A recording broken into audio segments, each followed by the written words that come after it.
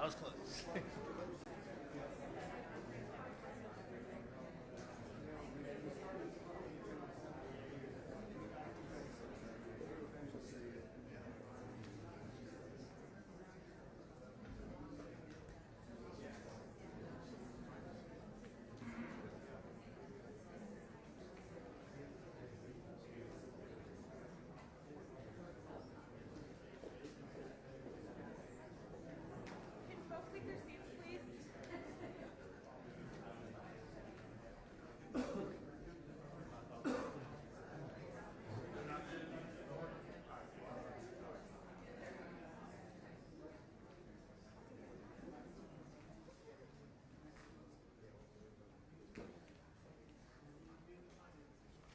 Good morning, everybody. Today, I am proud to sign into law 6 pieces of legislation. Today, I am proud to sign into law 6 pieces of legislation. Senate Bill 124, Senate Bill 321, House Bill 67, House Bill 412, House Bill 959, House Bill 948. Now I'll do a test. Who knows which one was 412? If you're not a sponsor. Sponsors don't count. 4 of the bills that we will be signing support our ongoing efforts to expand access to good jobs with good wages so that people can thrive right here in North Carolina. 1 represents an important bipartisan victory for our students and our teachers. And the final bill helps the people of Mecklenburg County invest in their futures. We will start with Senate Bill 124, State Hiring Accessibility Modernization. I'm pleased to be joined by OSHR Director Stacy Meyer, who has been doing a great job. She has been championing this legislation. She has been in state government a long time. She's tried to hire people a lot of times over the years, and she knows how cumbersome it can be, and needlessly so. So what we're trying to do is streamline the hiring process and to enable more people who have the talents to give to the public to be able to serve in public roles. It is all about making it simpler for people to get good state jobs. It simplifies job postings. It streamlines the application process. And the part I'm very excited about is it codifies Governor Cooper's executive order declaring that a bachelor's degree is not required for every single state job. This bill brings us one step closer to that goal because you shouldn't have to go to a 4-year college in order to get a good job. I'm grateful to bill sponsors Senator Kevin Corbin, Senator Michael Lee, Senator Todd Johnson, and our team at the state OSHR for this historic legislation. And at this point, I'm pleased to bring forward Stacy Meyer, our OSHR Director, to say some words. Stacy.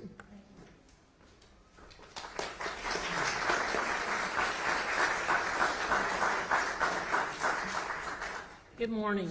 It is great to be here. Thank you, Governor Stein, Senator Corbin, and Representative Bell for your bipartisan leadership as we work to transform the state human resources system. Thank you to Scenic, and thank you to my team at OSHR. I'm very grateful. I've been in state government for a long time, and these many years later, I'm still proud to be a public servant. I want others to experience the same honor and privilege that I have serving North Carolina. The challenges we face today are high vacancy rates, an aging workforce, as I say that to you, and it takes us far too long to fill positions.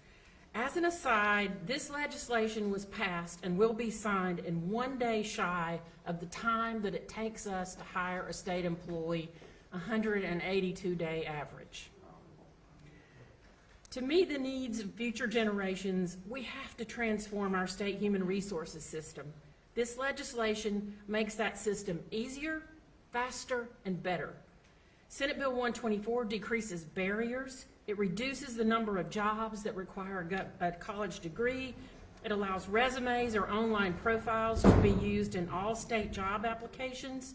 It expands temporary to permanent hiring to all agencies, and makes hiring, pay, and classification more flexible. Our transformation is ongoing and remains focused on making it modern and simple. Also, we have to appeal to the next generation so we can attract and retain a highly qualified and skilled workforce. Our state employees work hard each day to support the people of North Carolina, offering services that are indispensable to our collective well-being. This legislation is a critical step in elevating public service and meeting the needs of tomorrow's workforce. We've made our HR system better in the first 6 months of this administration, and this is just the beginning. We must promote public service and nurture the next generation, welcoming the brightest and the best to join our state. I want everyone to know that we are hiring and that we want public-spirited people to join our amazing team and make a difference. I'm proud to be a public servant, I'm proud to be a North Carolinian, and I'm proud to support our governor's mission of creating meaningful opportunity for every North Carolinian to succeed. Thank you.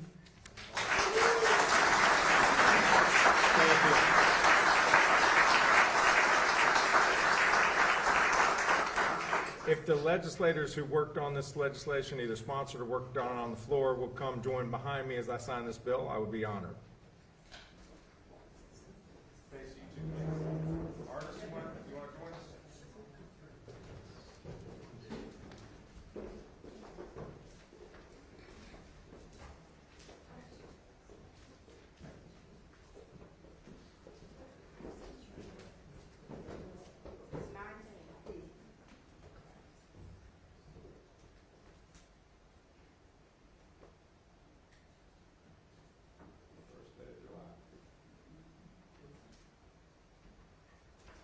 First day of July, this is now law.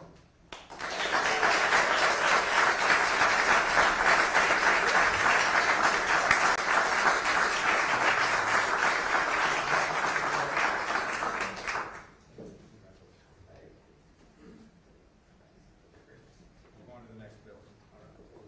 We're gonna do a quick set of photos first. Oh, photos, I'm sorry. If y'all will stay up here, we're gonna take a quick set of photos real My bad.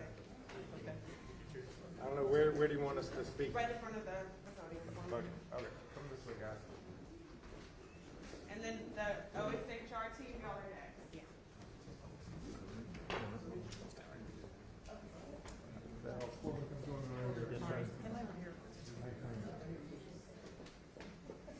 Alright, everybody look at me. One, two, three. One, two, three. Thank you. All right, OSHR team, y'all hop on in there. Thanks. Oh, great. Y'all come on the side.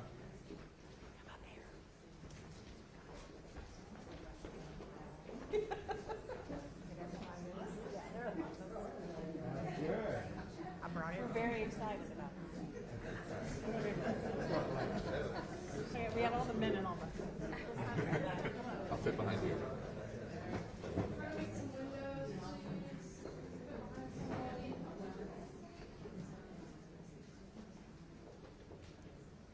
One, two, three.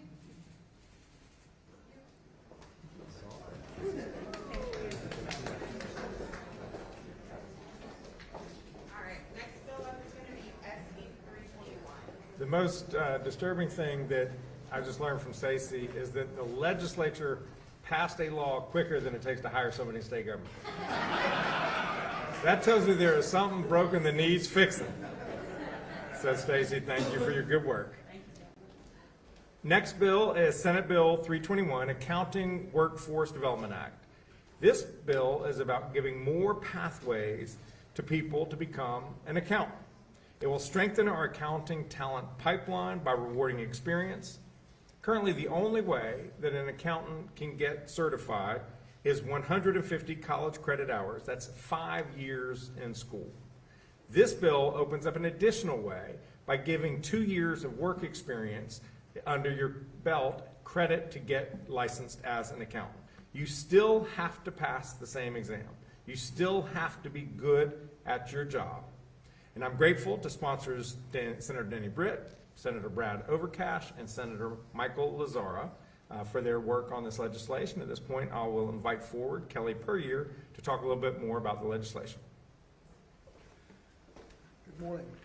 Good morning, Governor Stein. Good morning, members of the General Assembly, and my fellow CPAs and other distinguished guests.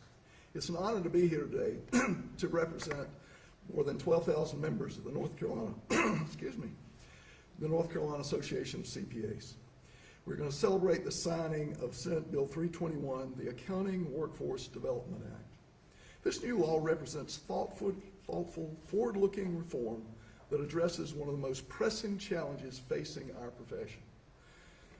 The CPA pipeline. We're having problems finding people like everyone else. So for more than 2 decades, candidates for CPA licensure, as the governor mentioned, had to complete 150 hours of education, almost an extra year of education. So, plus they had to pass the CPA quiz, and they had to spend a year working for a CPA. For many students, the cost and the extra time was just too much, and so they didn't become CPAs. And this legislation will help change that. Senate Bill 321 creates an additional modernized pathways for future CPAs. Under this path, candidates are only required to have a bachelor's degree, pass the CPA exam, and have 2 years of experience under the supervision of the CPA. This reform maintains the professional high standards while making the path more accessible, affordable, and practical.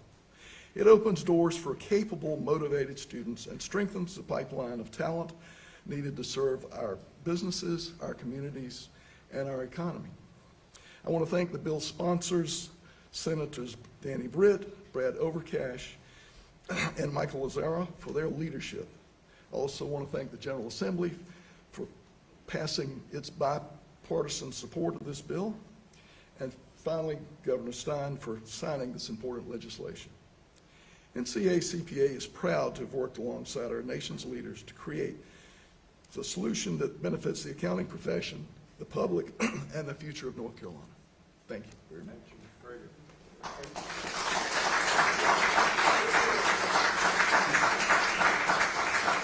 Any bill sponsors or other legislators who worked for this bill, please come join Ms. Purdy or me to sign this, or stay where you are.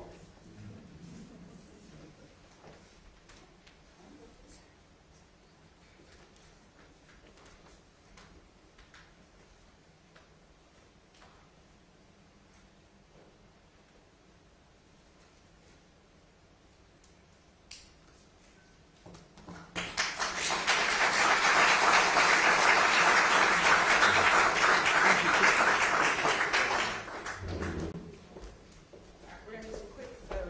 Okay. Sorry about that. We're gonna do photos in between each one.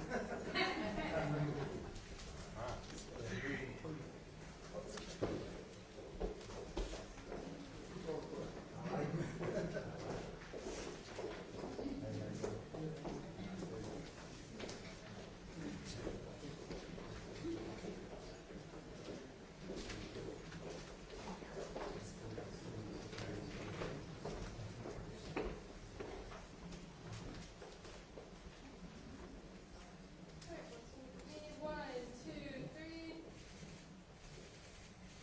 Thank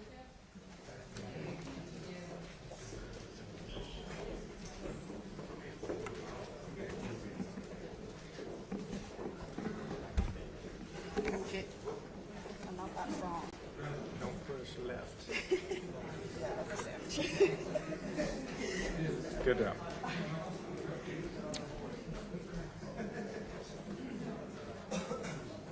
Yeah, thank you. Anyone can feel free to leave between bill signings if that's to their convenience. We can see the accountants don't care about childcare.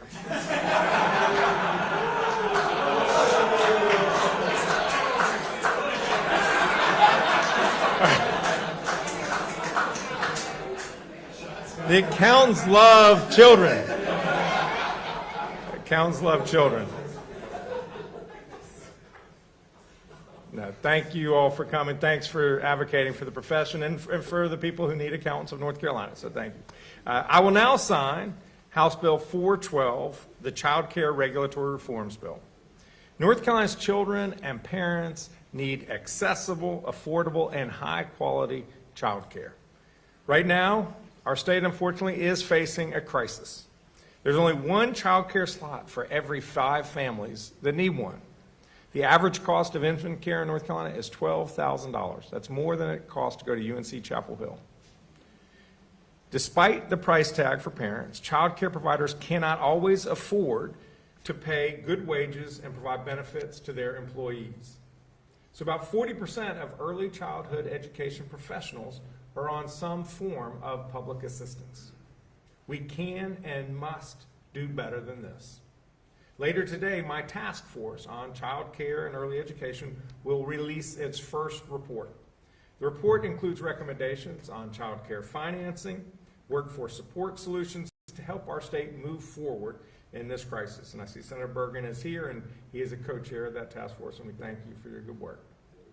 House Bill 412 tackles some of these issues as well. It gives child care centers more flexibility to increase the number of infants and toddlers they care for, provided that the staff-to-child ratio remains the same. The change will create more slots for families. More slots are a good thing. And it supports early childhood educators and child care programs by rewarding experience. This bill, just like the accounting bill we discussed, creates additional pathways to become a lead teacher or a child care administrator by recognizing work experience in addition to coursework.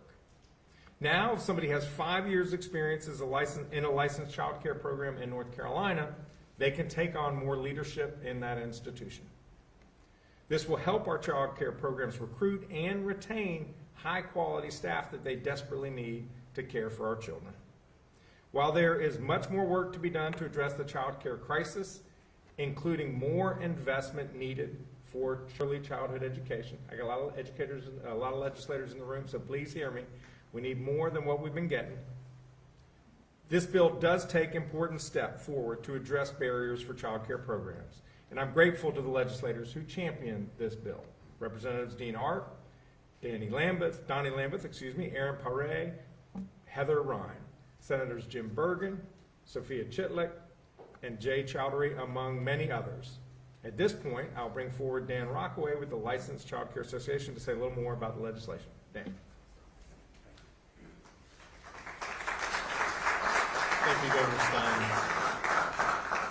My name is Dan Rockaway. I'm president of the North Carolina Licensed Child Care Association. I'm also co-founder and owner of Sounds and Colors Child Care Centers. On behalf of the North Carolina Licensed Child Care Association, I'd like to thank Governor Stein for inviting us to this wonderful ceremony, but more importantly, for signing this bill. I furthermore would like to thank the bill sponsors in the North Carolina General Assembly, especially Senator Jim Bergen and Representative Dean Arp. Thank you very much. The common sense changes to child care regulations that were included in this bill will help high-quality state-licensed child care and early education programs serve additional families in the communities, which is desperately needed. Recognizing a positive track record and 5 years of work experience in this field by awarding these dedicated early childhood educators state-sanctioned credentials will help child care programs open new classrooms and retain and reward valuable teachers who love working with our children. Creating the first ever experience-based early childhood credential will also eliminate a barrier to establishing new family child care homes, which are preferred by many families who need care for infants. These are families that work first, second, and third shifts. Additionally, giving high-quality child care centers the opportunity to maximize classroom space by providing them the flexibility to increase group sizes, as well as maintain important staff-to-child ratios, will help more families access the care they need and reduce long waiting lists across the state. Just as important as the changes that will take effect immediately as a result of this bill's signing are the commitments in the bill to bring experts together to keep working on the solutions to some of child care's greatest challenges. Challenges such as finding affordable insurance or accessing affordable property. Without affordable land, buildings, and insurance, there will not be any high-quality child care in our state. With this bill signing today, Governor Stein and the bill sponsors have promised licensed child care programs and the families who need us that they are committed to working together to overcome key challenges that drive up the cost of childcare and the challenges that make it difficult for us to expand our services. Again, on behalf of the North Carolina Licensed Childcare Association and all of North Carolina's high-quality licensed childcare centers and family childcare homes, we thank you for your collaboration and leadership in getting this bill passed and signed today. Thank you.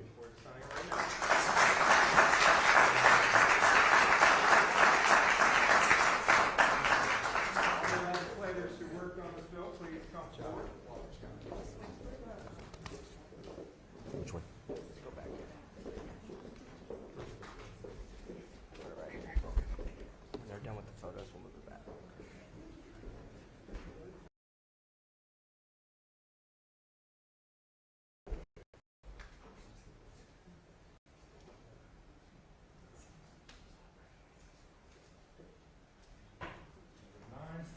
a.m.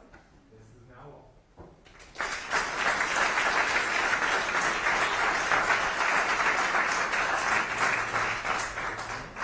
We're gonna do a photo with this group, and then any of my advocacy stakeholders, if y'all are in the room, y'all will do the next photo.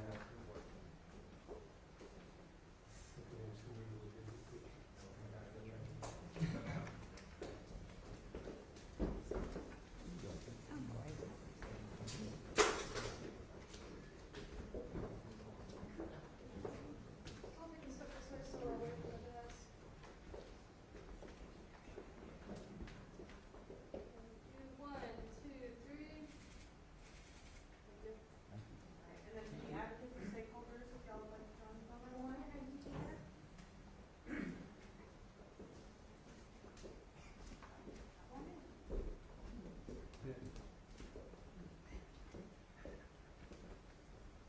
One, two, three. Thank you.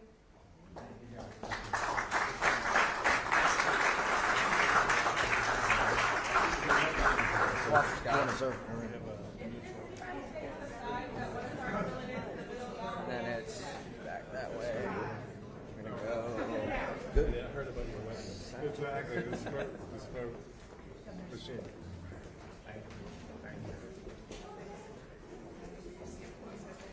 Yeah.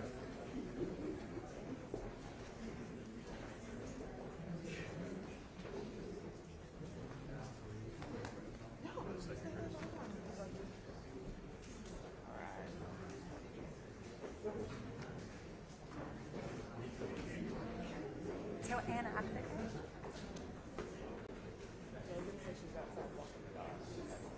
That's so cute. That's how she rolls. So y'all are in my house, actually. Oops.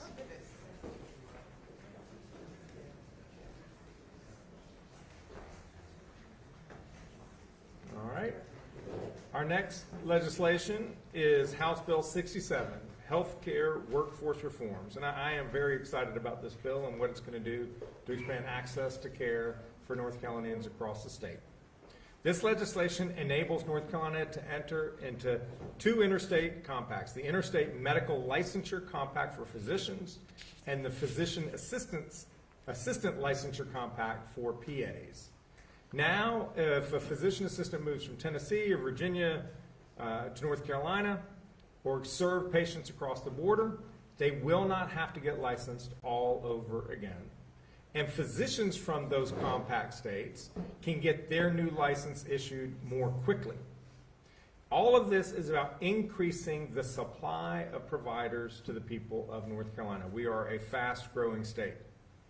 That way, healthcare professionals can start treating our people and helping them get healthier faster. There are a couple of other provisions in the bill that also strengthen our workforce and help people get healthier all at once.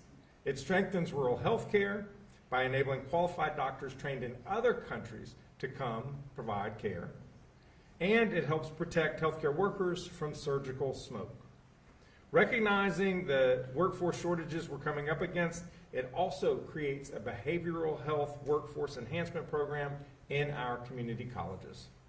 This bill is an investment in people's health in a number of important ways, and I am proud to sign it into law. I'm grateful to the bill sponsors, Representative Tim Reeder, Grant Campbell, Larry Potts, and Donnie Lambeth. And at this point, I'll invite Representative Reeder to say some more words. Well, thank you very much, Governor Stein, for inviting me to participate in the ceremony this morning. I'm really proud of the bill and the work that so many people have done to ultimately improve the health and lives of North Carolinians. In particular, Representative Campbell, Representative Potts, Representative Lambeth, and on the Senate side, Senator Story, Senator Bergen, Senator Galey. This was a huge omnibus bill. If we wanted to list all the sponsors, there was 10 bills in this bill. So we'd probably be up to 20 or 30 people. So I'm not going to try to recognize all of them. But these 10 bills, I'm not going to talk about all of them. Don't worry about that. They're really going to be important to help make in addressing our healthcare workforce needs. Including in this bill are those provisions that will allow physicians and PAs to get a license easier in North Carolina with that compact. We've been working on this for a number of years, and it has finally come to fruition. We know that attracting physicians and PAs to the state will increase access. It will also help with telehealth services that are really important that we've seen in the last couple of years. With the proper safeguards of the medical board, these licenses will happen, as well as internationally trained physicians coming to North Carolina. We've updated the rules for pharmacists so that they have broader authority to participate with physicians in the care of patients, bringing their expertise to the team-based clinical team. This is an important provision in this bill. We've heard about the crisis in mental health in North Carolina, and working with our community colleges, the bill enhances the opportunities for students to enter professions to deal and help treat patients with mental illness and substance abuse. Very important. We've updated the rules for master's level psychologists, again, to help them take care of our patients. Ultimately, these provisions will help increase the workforce for those who are suffering. Growing the workforce for healthcare is a critical way with which we are going to meet the needs of our citizens in North Carolina. For if we do not have health, we are not able to raise our children, we're not able to work and provide for our families and support our communities. This bill that the General Assembly delivers to you today will continue to work to make North Carolina the healthiest state in the country. Thank you very much for this opportunity.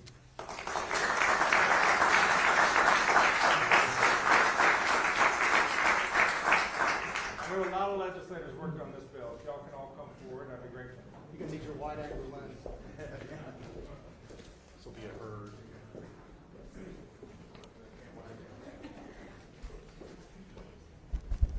Thank you.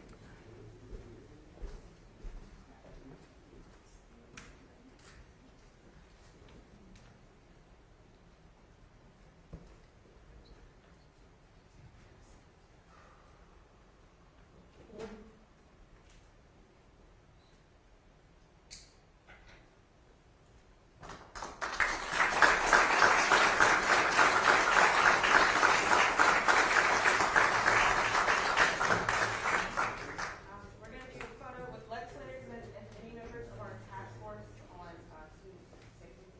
Christina, we'll do that next. And educators as well. All right, 1, 2, 3.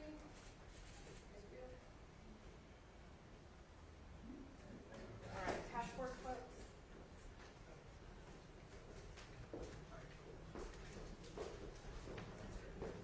Walter's got it.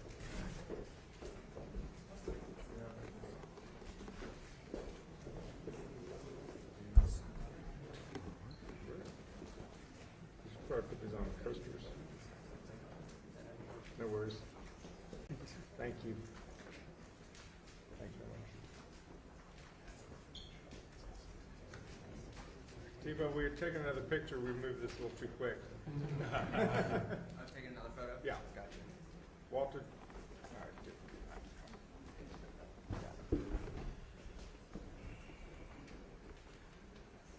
Let's look this way so we're not on the desk. 1, 2, 3.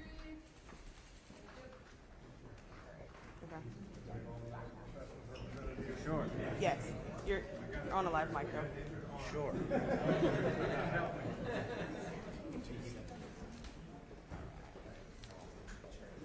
Absolutely. All right. HG 959 is gonna be next. Looks like some more chairs over there for folks who want them. Thanks, guys.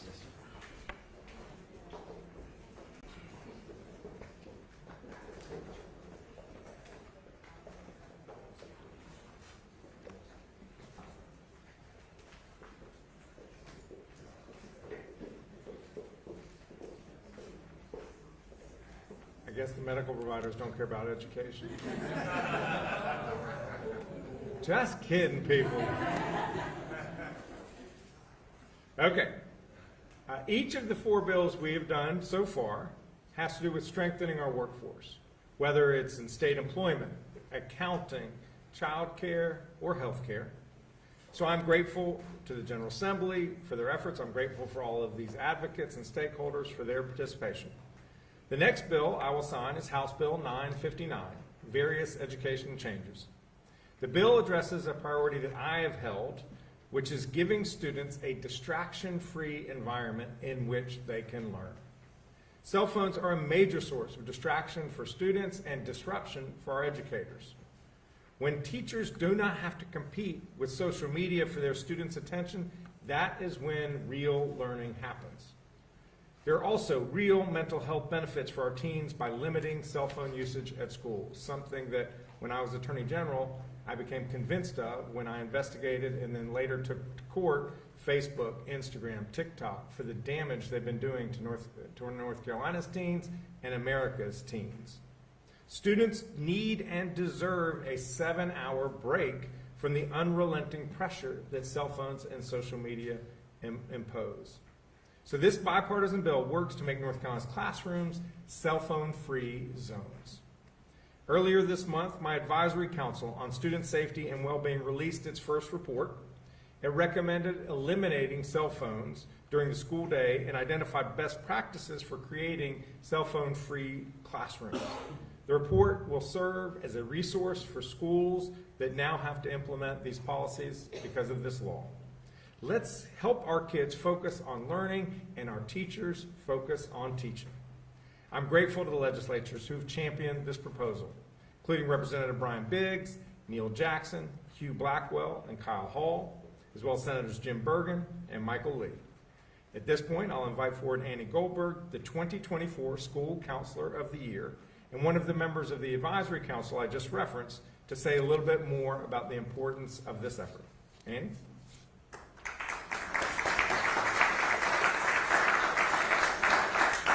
Good morning. My name is Annie Goldberg, and I'm the school counselor at Broadview Middle School in the Alamance-Burlington school system. I'm also the current North Carolina School Counselor of the Year and one of the many proud members of Governor Stein's Advisory Council for Student Safety and Well-Being. After Governor Stein established this advisory council through executive order, our first task was to propose recommendations surrounding cell phone use in schools. Over the course of 2 short months, we analyzed data, reviewed public feedback, listened to presentations from experts, and heard from a panel of high school students about their experiences with phones in schools. One of the strengths of this advisory council is the wide variety of stakeholders involved. We have representation from members across all geographic regions of the state, grade levels served, positions held in schools and community agencies, and years of experience.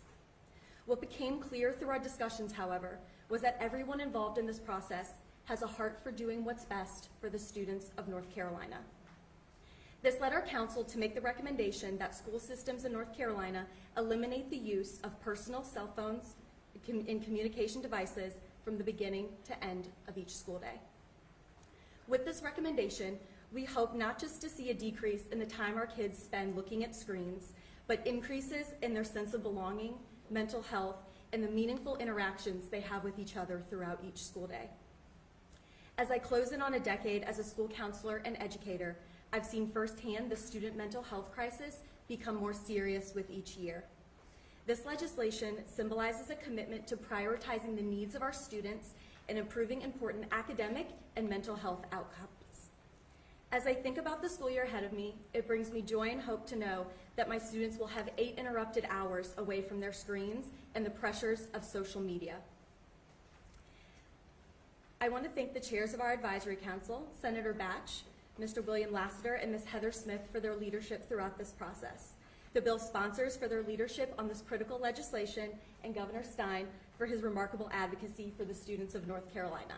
Thank you.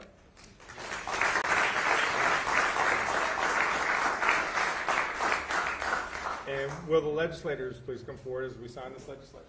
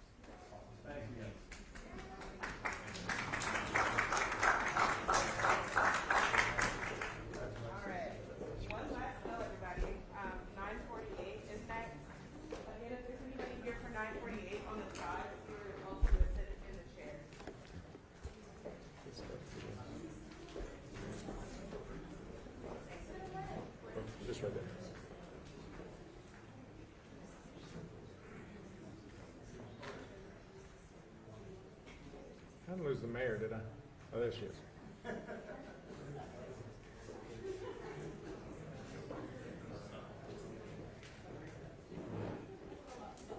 All right. Our last bill this morning is House Bill 948, the PAVE Act. And I'm pleased to be joined by Charlotte Mayor Vi Lyles, who will speak momentarily. North Carolina is growing rapidly. We all know that. The third fastest growing state by population since the last census. So now is the time that we make smart investments that will help us support that growing population. That is why Mecklenburg County and its municipalities want to strengthen their transportation network. The county wants to give its residents the opportunity to make it easier to get around their county by supporting a 1-cent sales tax that will improve roads, expand the light rail and bus system, and eventually introduce the Red Line to Mecklenburg County. These investments would help expand mobility and economic opportunity throughout the county of Mecklenburg. I wish the folks in Mecklenburg County the best as they pursue these most worthy goals. I'm grateful to bill sponsors, Representative Cotham, and practically the entire Mecklenburg delegation, a number of whom are here today. Thank you for your hard work. And at this point, I will invite forward Mayor Lyles to speak to the legislation.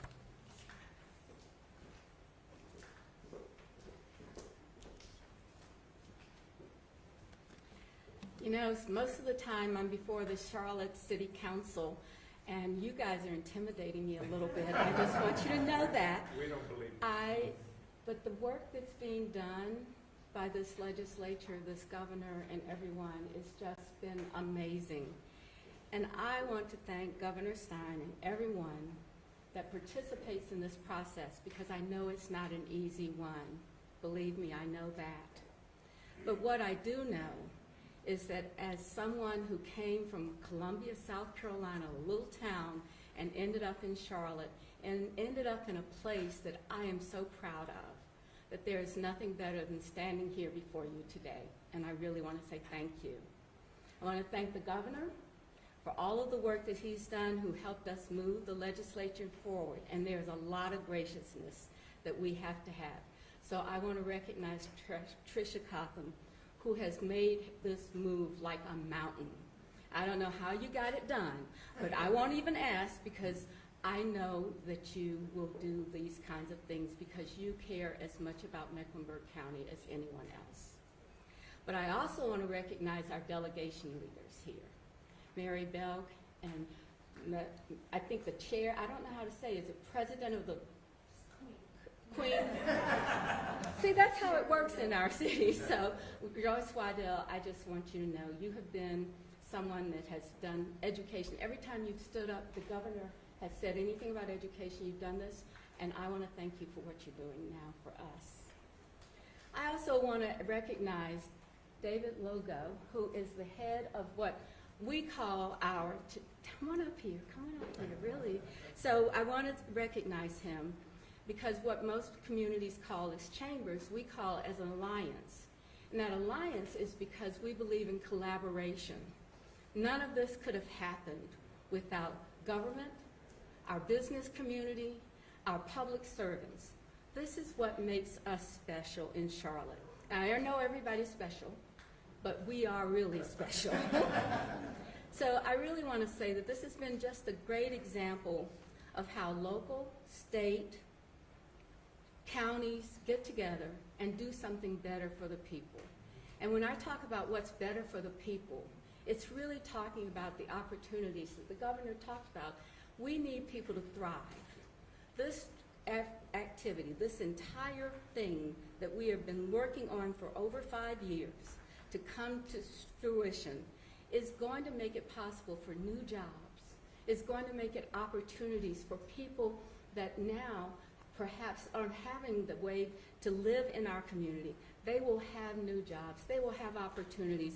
And we are just looking forward to this. Now, I know we have a lot more work to do, but this is a milestone for us, and we're internally grateful for this beginning. But we want you to hang with us until the end. We want you to be part of what we are building in Charlotte. More than that, We want you to have an opportunity to see how we can contribute to North Carolina as a city, as a state, as a county. Now, this isn't just about me.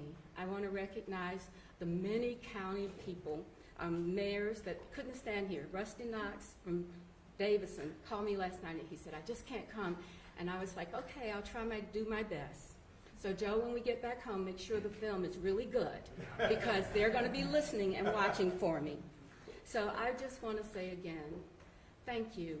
Thank you very much for acknowledging that this opportunity for us can make a difference for the state of North Carolina. Thank you very much.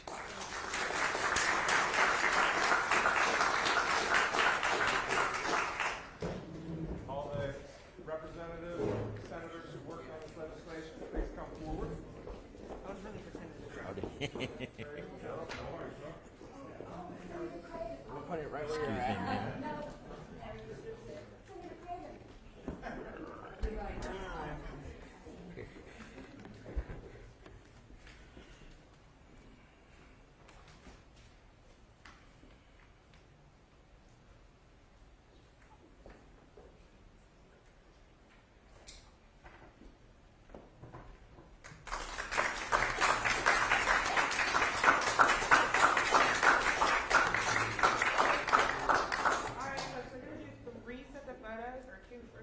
I'm going to do the bill signing folks, any legislators that would like to also be part of the photo, jump on in, and then we're going to do City of Charlotte / Mecklenburg County folks after that.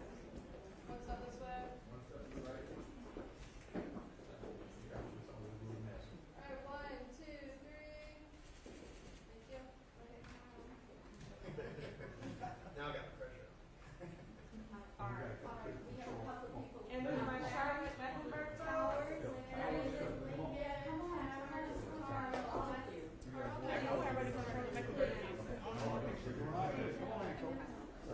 Everybody's on Charlotte Mecklenburg.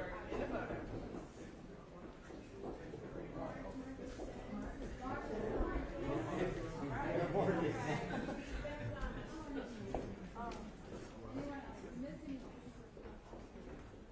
All right, 1, 2, 3.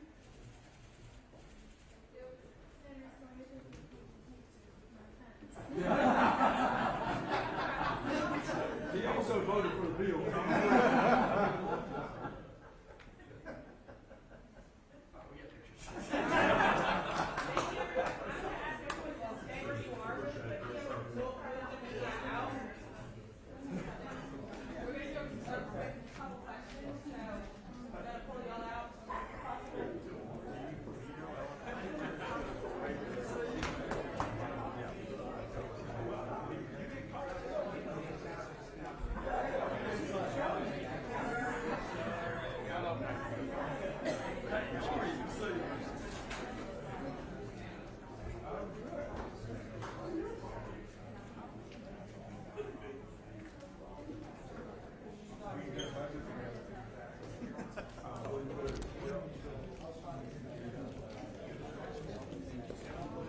Give us a minute, too. Thanks, man. Appreciate that. Tell them, hold up for it. We got you. That same room over there? Yeah, Okay. same room. Yeah. Perfect.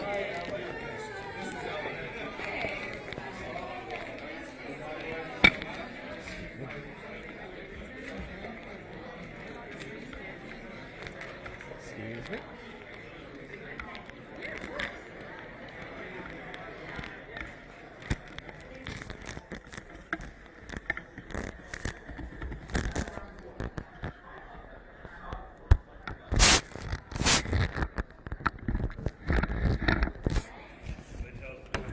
Yeah, this is the spot. He's gonna stand probably right in there.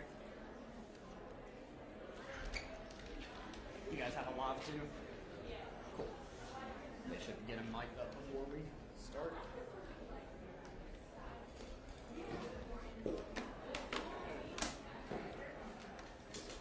Gotcha. Where are we going to have this? It's going to be like right where I am right now. And can we get him mic'd up as well? Let me run that up to 5 o'clock. I'm not entirely sure. I know last time they did. Just They did? check. Okay. Yeah. He gets this one. Not yet. We still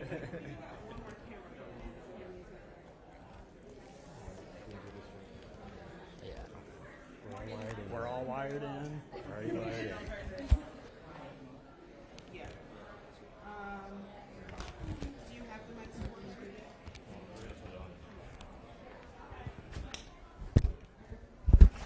Thank you. I gotta turn it back on. All right, folks, I'm gonna put you in charge of these. Okay, sounds good. Yeah, close it for me. All right, folks, let me know when y'all are all set up. I'll bring them in. There's a lot of y'all in just a few minutes, so we will work on it. You gonna have him where you're standing? Yes. Can we all kind of shift? You want to move down this way a little bit? Just a little right bit. here. I'll be like right here. No, I'm getting, because we're gonna get a side view. No, if That's he why I'm stands asking. right there and looks at the middle, he's fine, don't you? He stands here. Is that fine? You want to have him, just Can we whoever's have him addressing stand him, like look right here in the middle. If he stands there, then we get a side view. That's what I'm asking about shift. If he stands there, then we're all okay. Am I good? I'm gonna have him stand Yeah. right here. Okay. Yeah, Here we as go. long as he looks towards the middle, we're